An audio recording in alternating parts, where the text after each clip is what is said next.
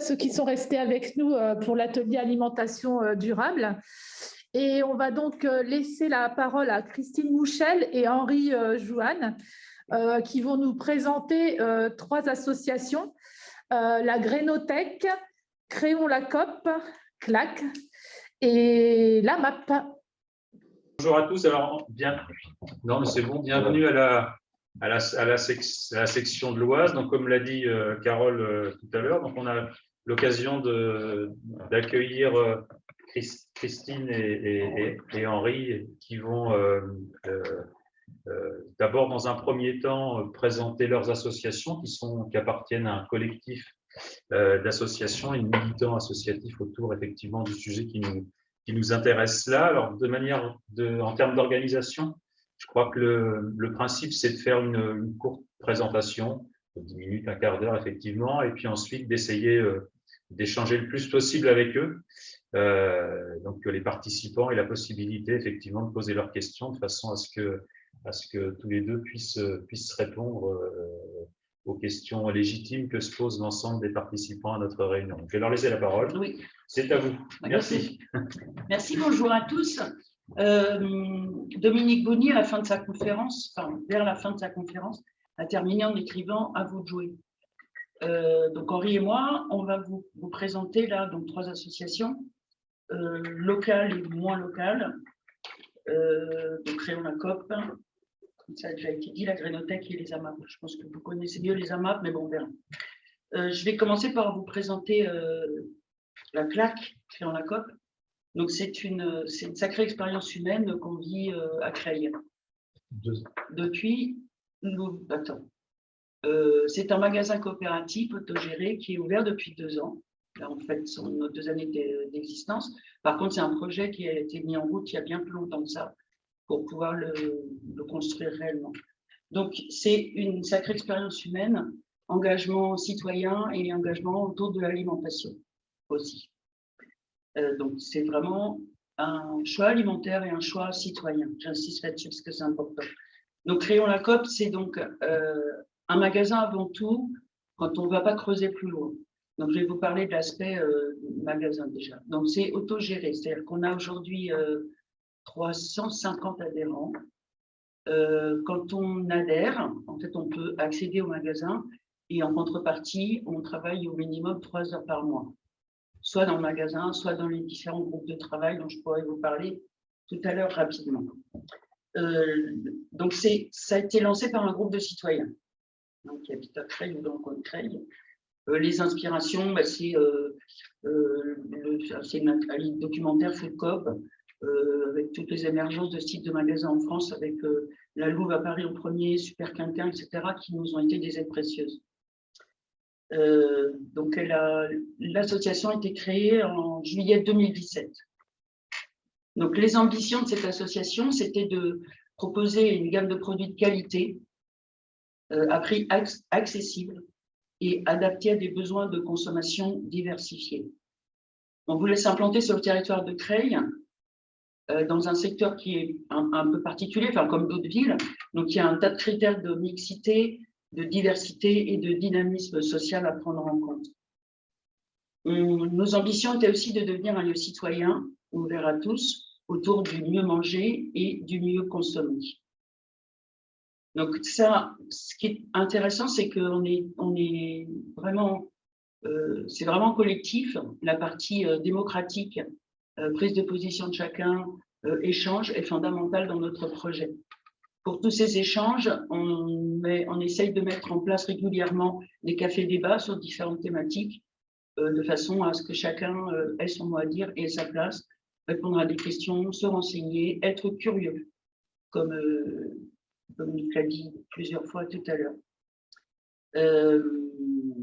Donc, par rapport à l'alimentation et au type d'achat, enfin de produits que l'on vend, on est rattaché à un certain nombre de grands principes qui sont de différents ordres. On essaye de développer au maximum le local, donc d'avoir beaucoup de liens, de connaissances, d'interaction, de transparence avec des producteurs locaux. Donc, il y a tout un groupe de travail qui recherche les producteurs locaux et qui font le lien avec le plus de transparence possible. on essaye de favoriser le bio. Donc, on a du bio local et on a aussi du bio que l'on prend dans 3 ou 4 grosses coopératives centralisées de bio là, qui sont en France. Mais pareil, on essaye toujours d'avoir une grande transparence sur nos produits et on essaye d'être le plus possible, on essaye, l'aspect zéro déchet est important pour nous. Essayer de ne pas trop avoir de plastique, de favoriser le vrac, même si ça nous pose aussi des problématiques aujourd'hui. Voilà. Si on essaye d'avoir du vrac, c'était au départ principalement pour éviter le gâchis et les pertes. C'était beaucoup dans cet objectif-là aussi. Par rapport à la finance et aux questions qui ont été posées tout à l'heure, comme ça fonctionne bien, on n'a pas de salariés, nos tarifs sont vraiment, je veux dire, on ne fait pas de bénéfices. On est une association, donc on a une toute petite marge sur nos ventes. Cette marge, elle est variable en fonction de ce qui se passe, de façon à avoir le moins de bénéfices possible et donc à vendre des produits à des prix le moins cher possible, ce qui facilite une certaine accessibilité. On a des gens qui travaillent sur les achats, qui font attention à ce qu'on achète, au goût des choses, à la bonne qualité des denrées alimentaires à tous les niveaux, au niveau gustatif, au niveau biologique, etc. etc. Une grosse importance aussi qu'on développe à la Claque, donc c'est un magasin, mais c'est aussi important pour nous que ce soit un lieu qui soit implanté dans le territoire. Donc on essaye de faire tout un tas d'actions qui permettent de favoriser la mixité sociale.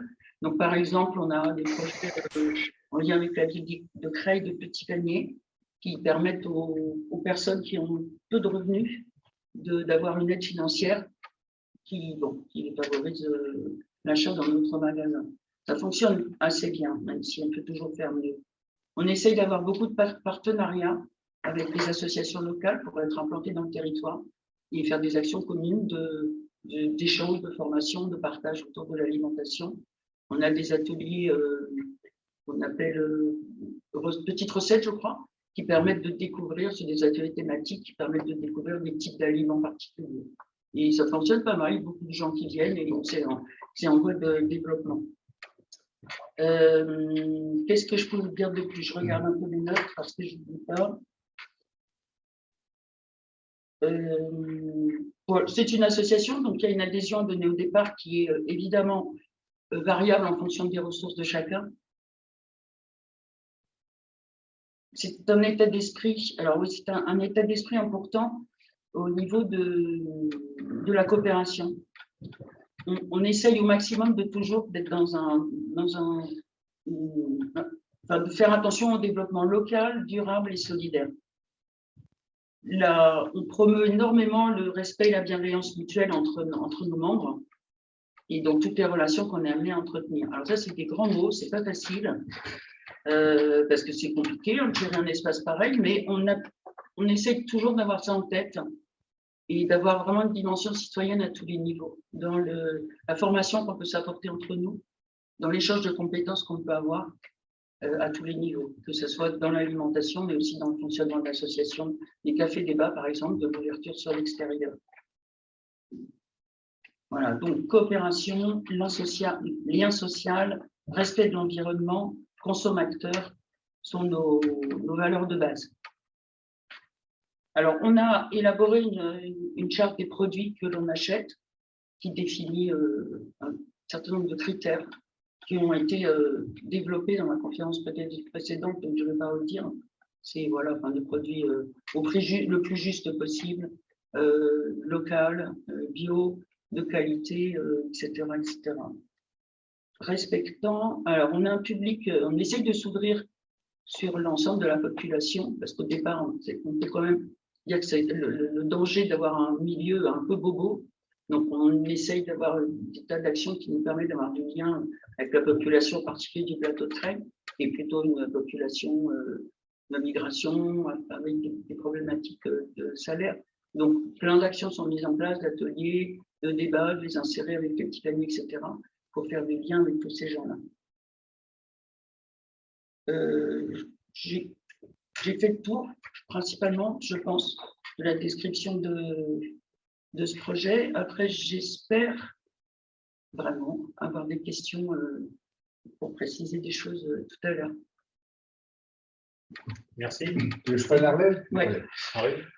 Moi, je vais vous parler de la Grainothèque. Donc, c'est une toute petite association. On aurait bien voulu s'étendre, mais faire, se renseigner, lire, ça se fait facilement. Passer à l'action et dans le temps, dans la durée, c'est beaucoup plus compliqué.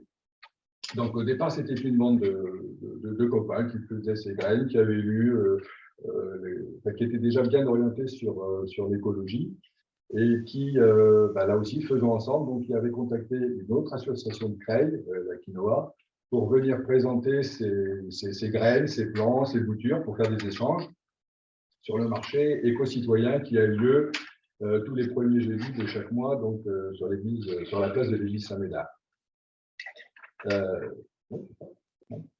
Et puis, ça a été bien accueilli. Par la suite, il y avait eu des assises de l'alimentation qui avaient eu lieu à Nogent en 2015.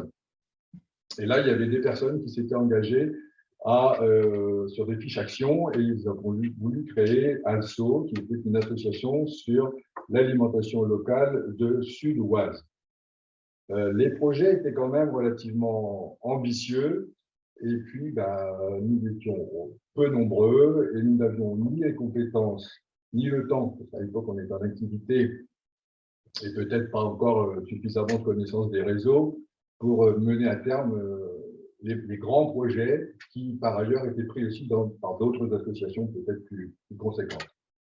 Dans le cadre de l'association ALSO, il y avait un petit groupe de personnes qui se sont bien retrouvées autour de la Grainothèque et puis qui finalement ont fait perdurer cette structure. Ce qui fait que finalement, c'est la petite association qui a bouffé la grande. Donc, on a gardé le titre ALSO, mais c'est devenu alimentation locale et solidaire, puisqu'on a toujours cette notion d'échange de graines. Et en même temps, nous sommes tous formés un peu quand même à la permaculture. Nous fréquentons les écoles maternelles. On a essayé les collèges d'abord. Les collèges, pareil, c'est un petit peu compliqué de motiver les gens. Si vous avez je suis dans la LGV. Si vous avez un enseignant qui est motivé, ça passe. Si vous avez des gens un peu plus réticents, c'est très, très compliqué de faire rentrer ça dans le cadre des écoles. Et actuellement, on est plutôt sur les écoles maternelles. On trouve des accueils chaleureux et il est possible de mener des actions et d'accompagner. Il n'est pas question de faire à la place d'eux, mais on accompagne donc les enseignants dans leur travail, qui viennent aussi seconder la semaine du loup. Enfin, il y a plein d'actions quand même qui sont faites dans le bon sens, on va dire. Et même si des fois on trouve que c'est un petit peu lent, si on regarde en arrière, c'est vrai que progressivement, ça évolue quand même et ça évolue. Donc, le travail, c'est que là, on a les mains dans le cambouis, c'est-à-dire qu'on a un petit groupe, finalement, l'animation se fait par 7 personnes qui produisent dans leur jardin les semences qui sont censées donc essayer de s'adapter au territoire et aux conditions climatiques qui changent malheureusement peut-être un peu vite. Je ne sais pas si nos semences auront le temps de s'adapter, mais bon, c'est le but de notre travail. Donc, nous donnons les graines, nous troquons les graines. Il n'y a aucun geste commercial. Ça, c'est réprimandé par la loi. Eh bien, ça fait donc depuis 2015 que ça dure. On est en 2021. C'est vrai que le petit groupe de 7 se lasse un peu parce que le don, ça va tout seul. Et il y a toujours cet engagement de OK, on va cultiver et on rentrera dans cette grande chaîne de partage de la vie. Et on attend souvent beaucoup. Voilà. Pareil. Ça s'était motivé aussi parce qu'on voulait aussi se regarder un petit peu toute la chute des propositions qui étaient faites au niveau des variétés par les catalogues des semenciers. C'est un petit peu moins vrai maintenant. On retrouve des marques anciennes, pas des marques, des variétés anciennes de légumes. C'était quand même des chutes drastiques. Mais ça aussi, ça pose question. Je veux dire, plus on creuse les sujets, plus on s'aperçoit que bon, rien n'est simple. Voilà, j'ai ouvert aux discussions tout à l'heure. Je vais passer la parole à quelqu'un qui va vous parler maintenant des AMAP. Merci Henri. Alors, je vais plus faire mon papier, excusez-moi. Alors, les AMAP, donc voilà, je vais faire comme si vous ne connaissiez pas. Ce sont des initiales, ça veut dire Association pour le maintien d'une agriculture paysanne. Donc, une AMAP, c'est un collectif qui est formé de l'ensemble des amapiens et paysans engagés dans un partenariat solidaire, local, contractualisé, sans intermédiaire commercial, avec un esprit de pérennité. Donc, chaque mot a de l'importance, il y a du sens pour nous. Donc, une AMAP, c'est basé sur un engagement mutuel. Chaque adhérent signe un contrat avec le paysan et paye à l'avance une partie de la récolte. En contrepartie, le paysan s'engage à produire sans pesticides ni engrais de synthèse, en toute transparence et dans le respect de la charte de l'agriculture paysanne. Mais il s'engage aussi à livrer de manière régulière. C'est un partage de récolte. Donc, le principe de l'AMAP permet à des consommateurs d'acheter à un prix juste des produits d'alimentation de qualité en étant informés de leur origine et de la façon dont ils ont été produits. Transparence et traçabilité. Donc, ils participent ainsi activement à la sauvegarde et au développement de l'activité agricole locale dans le respect d'un développement durable. Ce sont des grands mots, mais voilà, du sens pour les amapiens. Donc, pourquoi s'engager en AMAP? Pour l'amapien, donc cela lui permet d'accéder à une alimentation diversifiée, à des produits frais, de saison, cultivés dans le respect de l'environnement. Cela lui permet aussi de soutenir et de découvrir l'agriculture paysanne locale. Cela lui permet aussi de s'impliquer dans la vie locale de son territoire et cela lui permet aussi de connaître le paysan qui le nourrit. On ne jette plus les choses de la même manière une fois qu'on connaît le gars qui l'a cultivé ou la femme qui l'a cultivé. Pour le paysan, s'engager en AMAP, cela lui permet de bénéficier d'une sécurité financière et de soutien en cas d'aléas climatiques ou de production.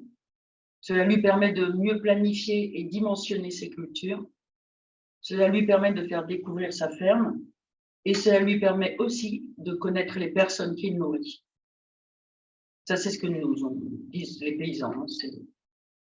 Donc, résolument basés sur une conception de partage, les AMAP visent à une transformation sociale et écologique de l'agriculture et de notre rapport à l'alimentation en générant de nouvelles solidarités. Le principe de l'AMAP permet à des consommateurs d'acheter à un prix juste des produits d'alimentation de qualité en étant informés de leur origine et de la façon dont ils ont été produits. Ils participent ainsi activement à la sauvegarde et au développement de l'activité agricole locale dans le respect d'un développement durable. La solidarité est une des valeurs fondamentales des AMAP, comme la convivialité. Il s'agit de rencontres et d'histoires d'humains. Cette année, on fête nos 20 ans. La première AMAP a été créée en 2001 à Aubagne. À l'époque, cette AMAP a été créée en réponse enfin, c'était au moment de la crise de la vache folle, en gros. Donc, c'était en réponse à une forte insécurité alimentaire et en réaction à l'agro-industrie qui se développait à fond par rapport à la malbouffe, l'hégémonie de la grande distribution, et donc qui mettait les paysans dans des situations économiques assez précaires et très dépendantes. Ce qui est important dans les AMAP, c'est qu'elles sont locales, mais surtout elles fonctionnent en réseau. Et les réseaux sont forts. Elles fonctionnent en réseaux régionaux et nationaux. Ça s'appelle le MIR-AMAP au niveau national. Donc, chaque AMAP a pu se créer parce que des AMAP pionnières avaient ouvert la voie. Il y a donc maintenant 20 ans. Les réseaux régionaux se sont constitués après. Ils aident à faire vivre et à développer le système des AMAP au niveau des partenariats, au niveau de l'installation des paysans, de la formation des responsables d'AMAP et des paysans en AMAP. Par exemple, au moment de la crise du Covid, c'est grâce au réseau en fait, que les AMAP ont pu continuer parce que on est de l'alimentaire, on est sur la voie publique. Donc, au moment du premier confinement, c'était interdit. Donc, il y a eu tout un travail de fait sur l'ensemble des réseaux démarches auprès des différents ministères, etc., jusqu'au niveau national, qui nous ont permis d'avoir des autorisations particulières. Et toutes les distributions d'AMAP ont pu être faites tout le temps pendant la période du Covid. Avec évidemment les précautions d'usage, etc. Donc, il n'y a pas de souci. Ce qui est intéressant aussi au niveau régional et national, évidemment, c'est que les AMAP ne fonctionnent pas toutes seules. Ils fonctionnent vraiment très, très proches d'autres associations qui travaillent sur d'autres dimensions et qui permettent de bien fonctionner. Il y a, au niveau de la région, il y a le réseau fonctionne à beaucoup de liens avec les bio, et puis, je ne me rappelle plus comment ça s'appelle, des associations qui, eux, travaillent sur la recherche de terre, l'implantation des paysans, l'implantation des paysans, le suivi des paysans, les modifications en bio, etc. Que ce n'est pas un travail que l'on fait sur les AMAP, mais voilà, tout ça va ensemble et les liens se font assez facilement et sont très profitables pour tout le monde. Donc, les AMAP, elles sont régies par une charte qui a été écrite par un collectif. La dernière date de 2014, voilà, c'est une double page là. Dans cette charte, ce que moi je trouve intéressant et que c'est pour ça que je suis dans le réseau AMAP régional, c'est que bien sûr il y a tout l'aspect alimentaire, traçabilité, durabilité, des aides aux paysans, etc. Mais c'est aussi vraiment une histoire de citoyenneté que les gens ne connaissent pas forcément. C'est un mouvement vivant, transformateur et citoyen. Dans la charte même est indiqué que c'est intéressant, il faut absolument évoluer, être curieux, se poser des questions, voir ce qui se passe ailleurs, aider, échanger, se servir des compétences de chacun, etc., etc. Donc, toute une démarche de curiosité et d'éducation populaire auprès de tout le monde.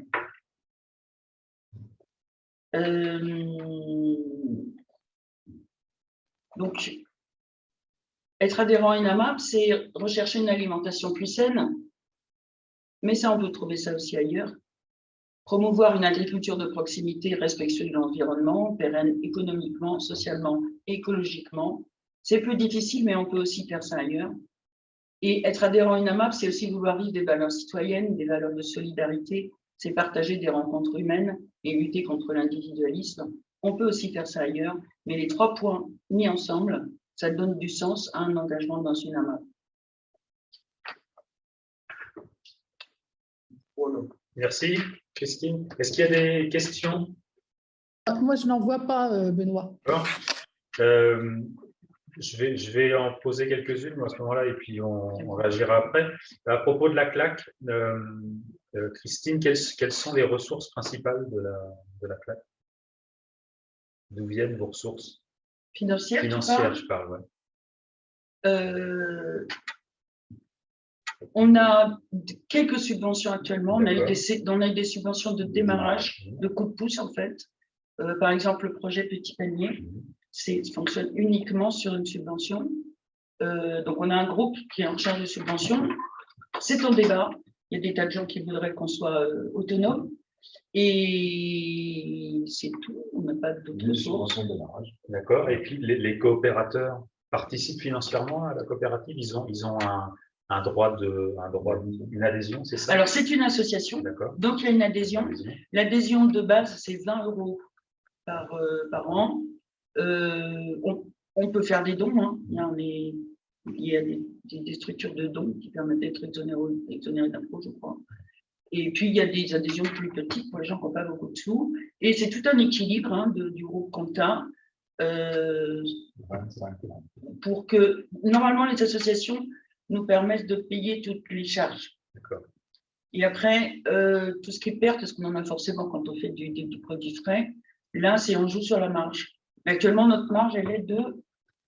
Alors, on a fait l'analyse interne générale.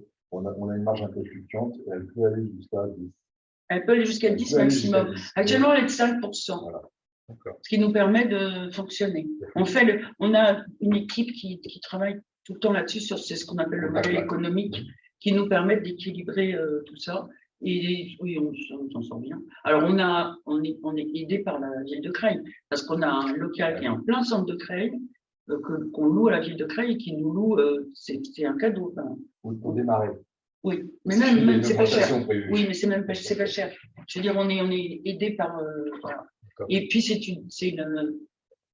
après, ce sont les gens qui sont enfin, tous les coopérateurs qui sont nos ressources. C'est pas des sous, les gens, mais tout ce qu'ils apportent, etc. font que. Voilà. Ça fonctionne.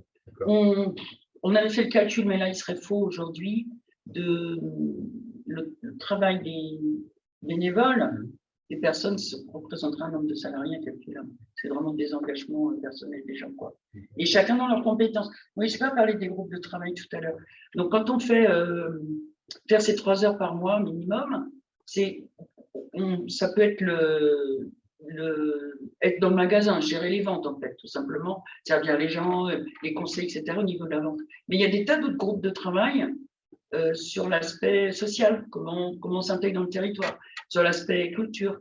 Il y a un groupe qui travaille sur la culture interne, il y a des expos en permanence dans notre magasin, des coopérateurs, enfin, il y a des tas, c'est pas que un magasin. D'accord. Tu as dit qu'il y avait à peu près 350, c'est ça, coopérateurs? Oui. C'est ça. Et vous insistiez de manière très, très importante sur la mixité sociale. Oui. On sait effectivement ce que c'est que la ville de Creil, notamment certains quartiers de la ville de Creil, effectivement, avec les populations qui peuvent y vivre. Est-ce que vous avez réussi à intégrer comme coopérateur un certain nombre justement, à faire vivre au sein des coopérateurs cette mixité sociale? Est-ce qu'il y avait véritablement toutes les catégories sociales qui sont… Non, c'est très difficile. Et par le biais du projet Petit Panier, donc qui diminue ce que payent les gens, c'est par ce biais-là actuellement, pratiquement uniquement par ce biais-là actuellement, qu'on a un début de mixité sociale. Henri? Moi, alors c'est marrant parce que d'habitude, c'est moi le pessimiste. Là, je trouve qu'on voit quand même des gens qui descendent de bateaux, qui viennent. Alors, pour préciser, le plateau Rouer à Creil, c'est la zone, voilà, c'est la zone de Creil. Donc là, je trouve qu'on voit, alors, ce sont des femmes, beaucoup plus que des hommes, ce sont des femmes qui descendent, peut-être parce qu'on a des prix très attractifs dans certains produits qui rentrent dans les plats de leur culture traditionnelle. Le petit bémol que je voudrais, ce qu'on peut un peu regretter peut-être, c'est que les personnes qui descendent, par exemple, ne s'autorisent pas à accéder à des formations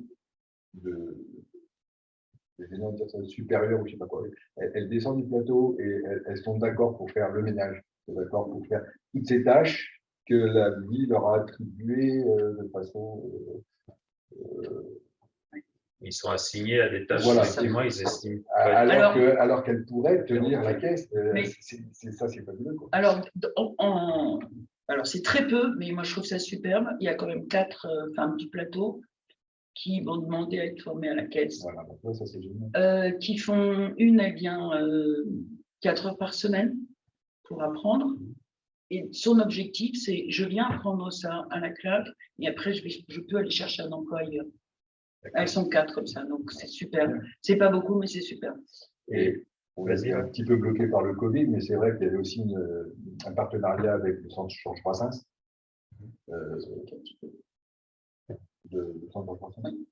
Alors, moi, je fréquente les trucs, je suis un papillon. Tu sais, alors, le centre, pour préciser ce que dit Henri, le centre Georges Brassens, c'est une superbe association qui est implantée sur le plateau et qui démultiplie les actions depuis très longtemps pour faire vivre le plateau correctement, faire un tas de liens, un tas de choses, etc.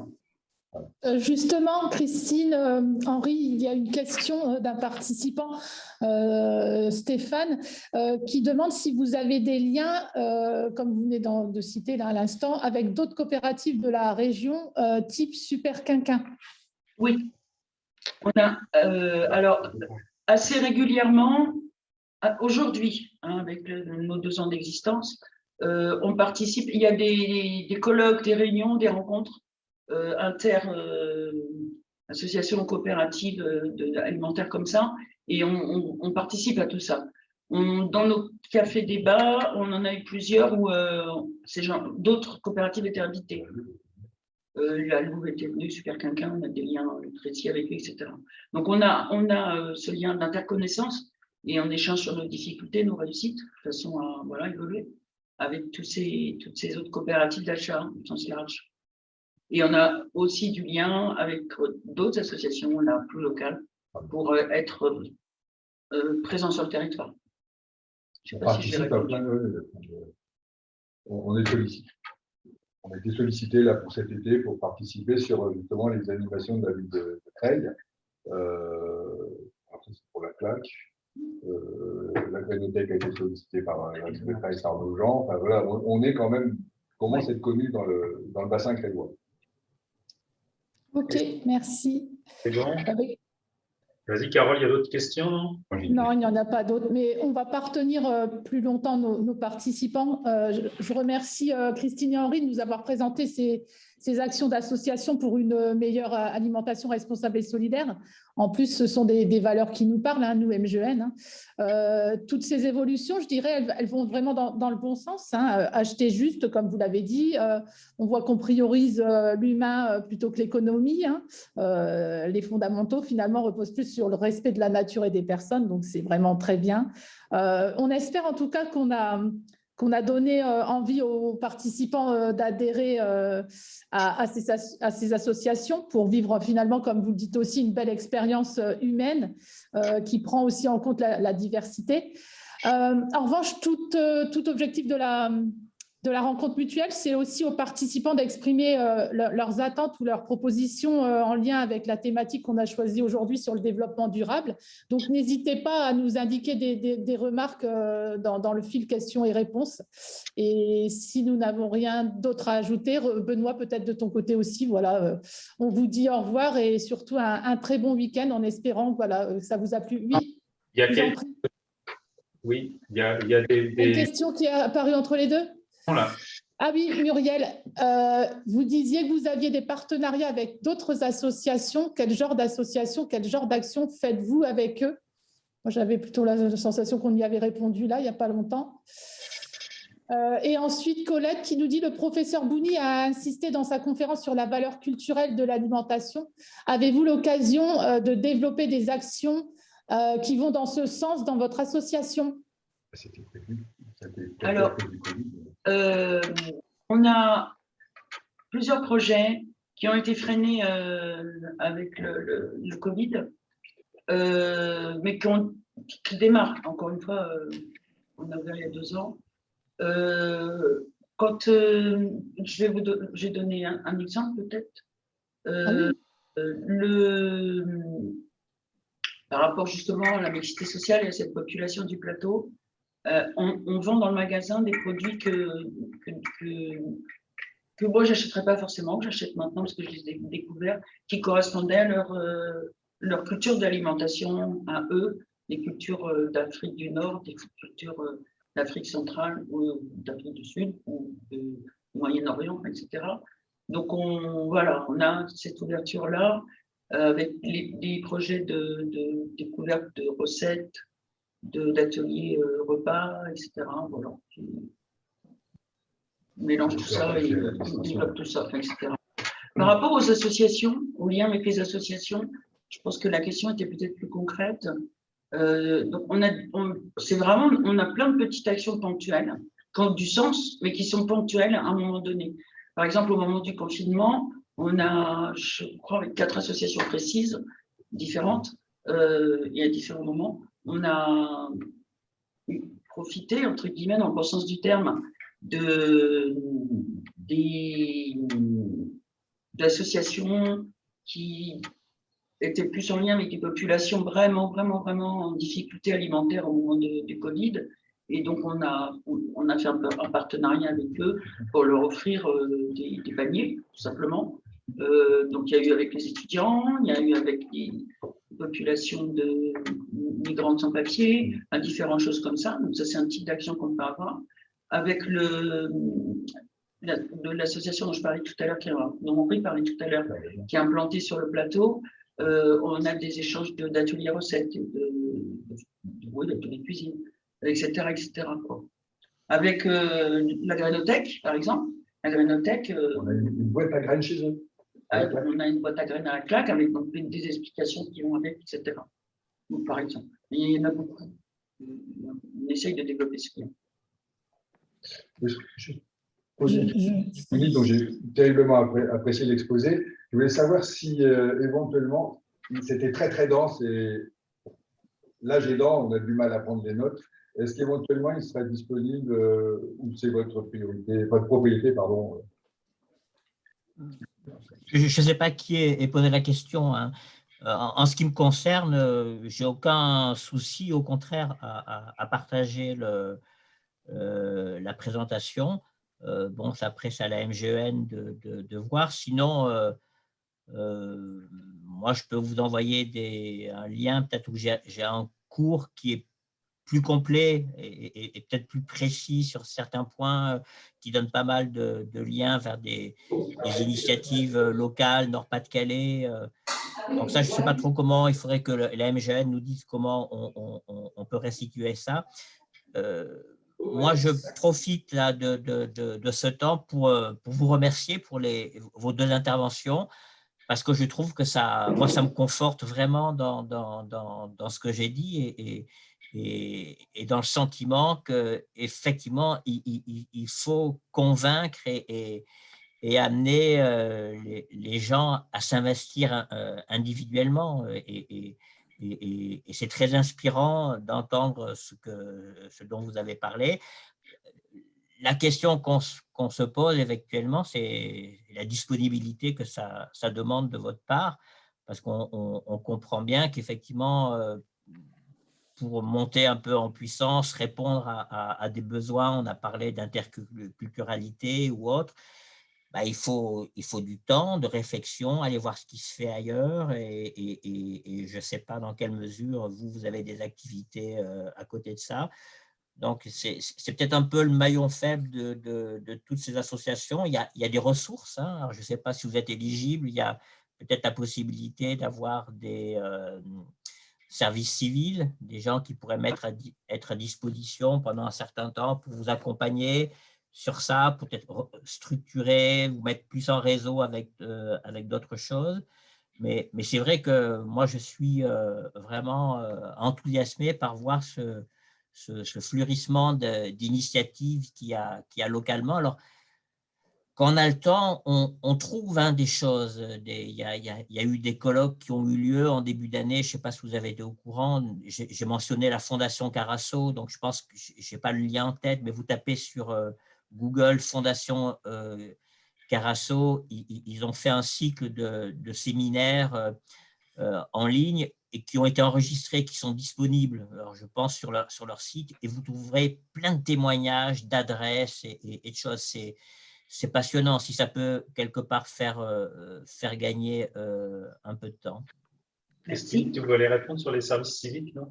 Oui, oui, on ne va pas répondre, mais j'en ai pas parlé, mais sur la claque, on travaille, on a très souvent des petits jeunes passe-permis. Voilà, on essaye de développer, effectivement, et ça nous aide énormément. Oui, il faut vraiment être inventif. Alors, c'est vrai que plus globalement, on peut se demander pourquoi ça, c'est à la charge des associations, hein, que quelque part, ça devrait être organisé par d'autres. Et si ça n'est pas fait, c'est qu'il y a des gens qui se mobilisent. Bon, mais moi, je suis vraiment enthousiasmé par voir ce genre d'initiative et j'espère que ça donne envie, que ça va donner envie à d'autres personnes de venir vous rejoindre. Alors, sur l'exemple dont vous parliez de mixité, effectivement, il faut inventer des choses pour donner envie aux gens qui n'ont pas le réflexe, qui ne vous connaissent pas, de venir. Alors, les histoires d'ateliers de cuisine partagés, de découverte des cultures alimentaires, ça peut être un premier pas. Les écoles, certainement, où il y a forcément la force des choses, la mixité, que ça soit pour vous pas une tribune, mais un endroit où vous puissiez présenter ça dans un premier temps aux enfants et peut-être à des réunions où les parents sont convoqués. Mais moi, il y a des exemples où ça fonctionne, hein. où il y a des expériences où des mamans qui viennent notamment des pays que vous avez évoqués se sont emparées de ça et font des jardins partagés, font des ateliers de cuisine. Alors, ça demande du temps, c'est vrai, il faut être créatif, inventif et j'imagine que pour vous, la charge de travail est déjà énorme de gérer les approvisionnements, le magasin. Après, il y a Muriel aussi dans le fil qui partage les propos et qui dit qu'elle pense que l'école, elle a vraiment un rôle important aussi à jouer et ça doit passer par ce biais pour changer les habitudes. Et puis, il y a également Stéphane Dorchy qui nous parle de la CRES, qui est la Chambre régionale de l'économie sociale et qui peut également aider à vous développer et à vous mettre en contact avec d'autres associations ou autres structures. Et Muriel de renchérir sur le fait qu'elle a vu un reportage sur Arte qui parlait du Chili et de la prise de conscience et des actions dans les écoles et des logos sur l'alimentation au vu de la forte augmentation de l'obésité et de ces maladies. Ouais. Non, mais voilà, effectivement, il y a des pays, j'ai vu ce reportage où on voit qu'il y a vraiment des gens qui se sont emparés de ces notions alors, à un niveau professionnel. Alors là, c'était des médecins qui se sont sentis cette responsabilité, mais qui, eux, ont investi le champ politique. Et ça veut dire que concrètement, au niveau des indicateurs type Nutri-Score, eux sont beaucoup plus loin que nous en France.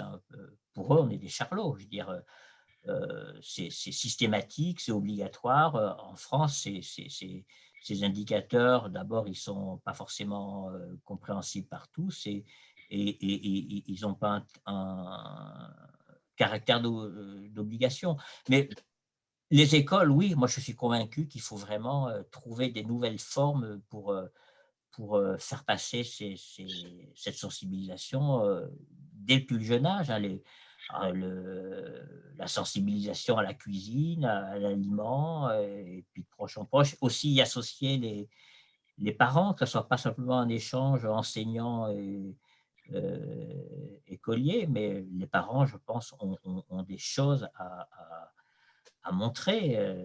Moi, j'ai juste un petit exemple. Alors, on parlait peut-être pas tellement d'associations, mais j'avais trouvé sur Facebook une institutrice qui, je ne sais plus si c'était en Ardèche ou autre, avait monté un projet sur lequel elle demandait un soutien pour avoir un financement autour d'un petit jardin éducatif dans le primaire où elle se testait un petit peu à la permaculture mais du coup, les parents étaient très impliqués dans le projet et ce qui était montré, c'était passionnant. Donc, moi, je suis convaincu que ça peut beaucoup bouger les choses. Faire dans une école un petit jardin, derrière ça, un petit peu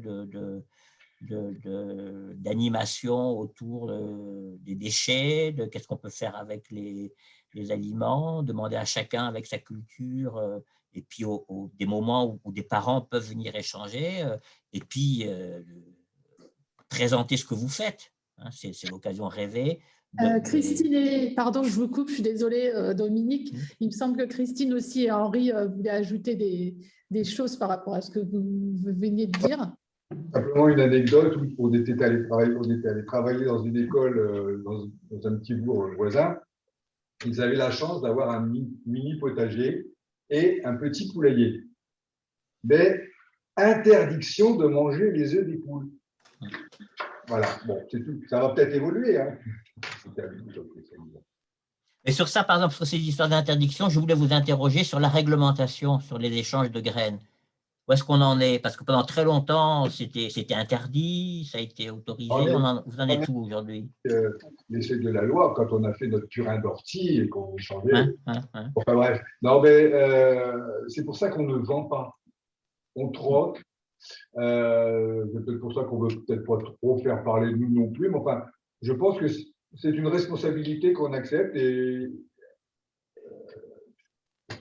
se faire arrêter pour avoir agressé une femme, c'est pas bien. se faire agresser ou se faire arrêter parce qu'on a transgressé la loi du marché des graines, j'avoue qu'il y en aurait une petite fierté. C'est peut-être bête, mais, Non, mais voilà. c'est tout à fait légitime. Oh, Henri rêve de poulailler. C'est le harcèlement. On pourrait mettre des poulaillers dans les sections mutuelles. Sur le fil, Benoît, il y avait aussi Stéphane qui ajoutait qu'à MGN, il y avait aussi un outil dont on fait la promotion qui s'appelle Éco-École. Malheureusement, encore peu utilisé, mais on a bon espoir voilà, qu'il soit encore plus utilisé à l'avenir, puisque là, on en fait la promotion. Christine? Oui, je voulais préciser deux petites choses qui me semblent très importantes. Effectivement, nos trois assos là, témoignent d'une action locale, qui est profonde, auquel je crois. Mais ça me semble super important, et vous l'avez dit dans votre conférence tout à l'heure, de combiner l'approche systémique et l'approche analytique. Et bien entendu, en tout cas pour moi, je ne reste pas que sur ces actions locales et ces associations. Il y a une dimension plus générale, plus politique, plus engagée, qui, pour moi, il faut faire les deux. Sinon, effectivement, c'est que de l'associatif, on s'essouffle, c'est pas forcément à nous de le faire, il faut que l'État relaie aussi, etc. Puis aussi la mise en réseau. Oui, bien sûr. Pouvoir travailler avec les associations équivalentes de ce que vous faites, mutualiser ce que vous pouvez. Ouais. Et par rapport à l'aspect habitude de consommation, on a un sacré boulot à faire quand même, parce que pour les amas, par exemple, au niveau régional, je ne vais pas parler au national, je ne connais pas, mais au niveau régional, on a fait plusieurs enquêtes pour savoir pourquoi les gens arrêtaient d'être en amas. À 99%, c'est parce que il y avait des aubergines et moi, j'aime pas les aubergines. Ah bon? La particularité de la MAP, et je l'ai dit plusieurs fois et je trouve la formule fondamentale, c'est un partage de récolte. C'est-à-dire qu'on ne choisit pas ce qu'on achète. On a le panier de saison qui correspond à la culture, etc. Pour moi, c'est pas un problème, bien au contraire. C'est formidable, l'aspect partage de récolte me convient complètement. Mais il faut sacrément rééduquer les gens à ça. Ouais. Comme l'aspect, vous en avez parlé tout à l'heure, et c'est pareil, il y a vraiment une rééducation à faire sur le pourcentage qui est utilisé par les gens financièrement pour acheter leur alimentation. Tous les gens qui disent que le bio est trop cher, c'est parce qu'ils n'ont plus de budget alimentation. On le sait tous, ça a baissé de 30% à 17%, c'est ça? Donc, même moins. Même moins. Donc ça c'est un boulot qu'on essaie de faire insidieusement dans nos associations. Nous montrer ça aux gens. Alors, c'est pas toujours facile. Après, c'est vrai qu'il y a tout un travail de SAP, je dirais, du marketing en général, avec des consommateurs qui zappent, avec des consommateurs très exigeants. Après, nous, notre population de la mutuelle, j'espère que voilà, on est assez sensible à toutes ces questions et j'espère qu'on pourra effectivement faire la promotion de toutes ces belles actions. Moi, j'avais juste une question pour Henri, mais c'était parce que je voulais savoir si on sortait de l'alimentation à la grainothèque ou pas. Est-ce que, par exemple, dans les semences, il y a des graines de fleurs, de plantes à fleurs, etc. Chacun amène ce qu'il veut. Moi j'ai des graines de plantes médicinales. Et puis en plus, on a tous quand même été sensibilisés au problème de l'alimentation. Donc voilà, on fait même des activités où on fait déguster des graines. On a fait un repas chez toi, Christine, et une de nos membres avait amené un pâté de graines. Donc il y a une recette, c'est très bon. Oui, c'est très très bon. D'accord. Bon, alors en plus de faire du troc de graines, il est dans l'exercice illégal de la médecine. J'ai bien compris. Voilà, j'ai même de la vigne, et si je peux, je ferai de l'hydromel et du pinard. Est-ce qu'il y a d'autres questions? Carole et Non, il n'y en a plus. Il y avait juste une remarque de Muriel qui parlait aussi de la vraie volonté du gouvernement pour changer les choses au-delà des enjeux financiers avancés par les lobbies. C'est vrai que voilà, ça tourne aussi autour de tout ça. Si vous n'avez pas d'autres éléments à ajouter, mais écoutez… Moi, j'avais une petite suggestion pour la MGEN, parce que je pense que ce qui serait intéressant, c'est de donner une vitrine à toutes ces initiatives petites, parce qu'il faut qu'elles commencent par ça, et il ne faut pas être trop ambitieux, mais du coup, on ne les connaît pas. Comment les connaître? Ça ne serait pas possible, par exemple, que la MGON, sur cette dimension un peu citoyenne, essaye de faire un peu un inventaire de ces initiatives locales et d'avoir sur leur site un endroit où les gens peuvent les contacter? Ouais, pour rebondir sur cette remarque, moi je voudrais simplement dire qu'en fait, si Christine et Henri sont là aujourd'hui, c'est parce que par le biais d'un collectif d'associations qui s'appelle le Carnaval des Possibles. Si, j'étais en train de Voilà, c'est ça, le Carnaval des Possibles qui fédère des associations dans des domaines qui effectivement, alors c'est lié à l'alimentation durable, à l'écologie, à la citoyenneté, enfin, il y a tout un tas d'initiatives, à la solidarité, voilà, c'est ça. Et c'est grâce à cette association, à ce collectif d'associations qu'on a fait la connaissance d'Henri et puis Christine. Et j'invite tous ceux qui le souhaitent à venir participer tous les ans à la fête du Carnaval des Possibles qui se déroule sur le dernier week-end du mois de septembre à Saint-Lô-d'Esserand, dans l'Oise. Et là, on peut rencontrer l'ensemble de ces associations-là et on peut y rencontrer aussi la MGN et pour rien vous cacher aussi les collègues de la Maïf qui sont présents aussi sur le site. Et c'est un véritable lieu d'échange. Et pour le coup, si nous, on peut être aussi les intermédiaires, en fait, on jouait le rôle d'intermédiation entre ces collectifs-là et puis le grand public, déjà nos adhérents, c'est déjà une bonne chose. On le fait bien volontiers et on continuera à le faire, bien évidemment. Merci, parce que je suis très militante dans cette association qui s'appelle le Carnaval des Possibles de l'Oise. Je suis un peu omis d'en parler, qui est donc fédérateur d'associations. Donc là, la fête, c'est le 26 septembre, c'est un dimanche, sur la base de loisirs de Saint-Leu. C'est une moyenne de 70 associations qui sont regroupées autour de villages.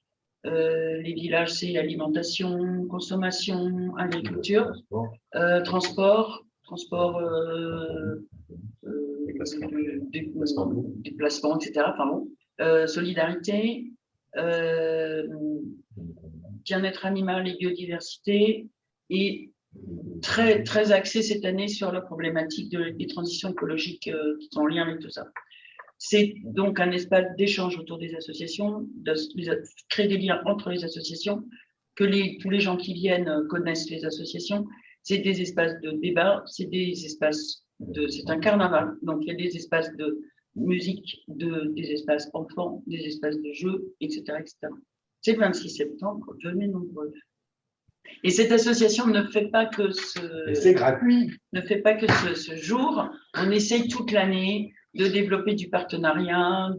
Là, on développe, on essaye d'avoir des ambassadeurs climat. Donc, c'est tout un autre travail. On essaye de faire des conférences gesticulées, des présentations de films, etc. toute l'année. Voilà. Autour de toutes ces questions de développement durable. Stéphane ajoutait sur le fil de discussion que toutes les associations étaient évidemment les bienvenues dans nos sections départementales au niveau national, pas de souci. Sachant qu'on a, vous savez, le mois de l'économie sociale et solidaire en novembre et que les associations ont toute leur place. Donc, il ne faut pas hésiter à se mettre en rapport avec vous. Il n'y a pas de souci, on vous a bien entendu. Merci. Alors, dans les Hauts-de-France, il y a la MRES, maison régionale de certainement économie solidaire, je ne sais plus exactement les mots. La MRES existe depuis. Régionale, oui, la CRES. Non, la MRES. La MRES, pardon. S. Pas, oui, ok, c'est un M à la place d'un C. D'accord. Pardon, c'est la réponse à la question. Parce qu'il y a une réponse de Muriel Bagui, là, qui demande s'il y a seulement des associations de l'Oise et est-ce que vous savez si ça existe ailleurs dans les Hauts-de-France. Donc, c'est à cette question-là que répondait. Et donc, la MRES, c'est une structure qui est à Lille. Et en fait, c'était avant ils nous ont un petit peu découvert dans l'Oise, là, parce que historiquement, ils existaient depuis très longtemps. Je ne me rappelle plus, 50 ans peut-être. Et c'est la même chose que ce qu'on essaye de faire sur Carnaval des Possibles, sauf que nous, on a 2 ans et 50. Et ils sont très contents qu'on existe parce qu'ils veulent être régional, mais comme ils sont anciens, ils sont sur l'ancienne région, vers le Nord-Pas-de-Calais. Ouais. Et là, on fait du lien et du réseau entre l'ancienne Picardie et puis le département du Nord. Et les sites internet sont très intéressants, pardon, je fais de la pub, de l'AMRES et du Carnaval des possibles. Pas de souci pour la pub, hein, c'était le moment et la participante vous remercie pour les précisions. Écoutez, s'il n'y a pas d'autres... Benoît, tu veux ajouter quelque chose peut-être? Non, je disais qu'on ne faisait pas de la pub, mais de l'information, et qu'on ne fait pas du lobbying, mais de l'influence. Très bien. Et vu qu'il est 11h57 et que c'est l'heure du repas et qu'on était en plein dans l'alimentation, ben voilà, faites une alimentation durable, évidemment. Moi, je vous pousse à faire ça après tout ce qu'on a entendu. Merci à tout le monde pour votre participation, d'être venu un samedi matin, un week-end. Encore 1000 merci et à bientôt, j'espère. Merci pour la conférence inaugurale. Oui, merci beaucoup. Merci. Un grand merci Bon à week-end. tous pour vos interventions.